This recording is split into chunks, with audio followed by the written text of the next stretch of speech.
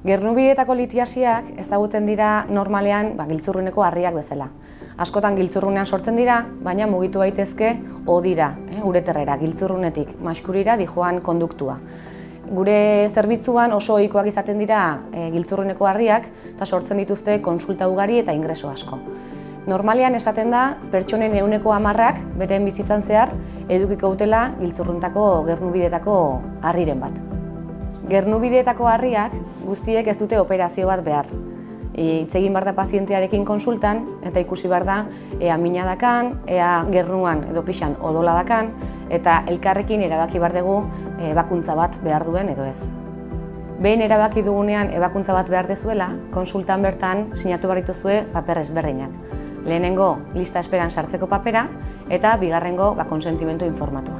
Zuen baimena operazioa egin ahal izateko. Konsultan bertan eskatuko ditugu proba preoperatorioak. Direla odoleko analitika bat, elektrokardiograma bat eta bularreko erradiografia.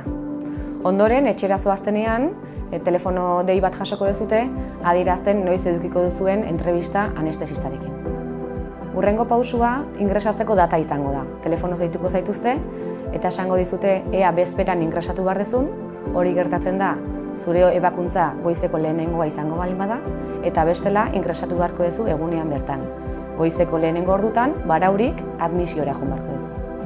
Lehenengo gelara eramango zaituzte, eta goizean zehar erradiografia bat egingo dizute ikusteko ea harriak hor jarraitzen duen. Ondoren, kirofano aurreko areara jetxiko zaituzte eta hor itxarongo duzu ebakuntzako ordua. Kirofanora sartzerakoan, anestesistak eta erizainak egongo dira eta ebakuntzaren prestakuntza hasiko da. Gernubideetako harriak tratatzeko garaian 3 ebakuntza mota izan ditzakegu. Lehenengoa ureteroskopio rigidoa, bigarrena ureteroskopio flexiblea eta hirugarrena nefrolitotomia perkutanea deitzen dena. Ureteroskopio rigidoa erabiltzen dugunean, normalean harria egoten da konduktuan, ureterrean, giltzurrunetik maskurira, dijoan odian. Kasu horietan, aparatu hau erabiltzen dugu, aparatu fin bat da, 5 mm baino istuagoa, eta honen bidez, sartzen dugu lehenengo maskurian, eta gero maskuritik konduktura iristen gea. Harria ikusten dugunean, laser baten bidez hautsi dezakegu, edo bestela pintza antzeko batzun bidez, atera dezakegu harria osorik. Ureteroskopia flexiblea egiten dugunean, normalean harria kokatzen da giltzurrunean.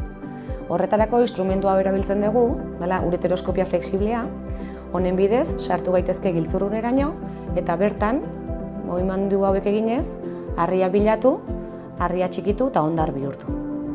Harria giltzurrunean dagoenean eta tamaina handikoa denean, erabiltzen dugu nefrolitotomia perkutanea ebakuntza.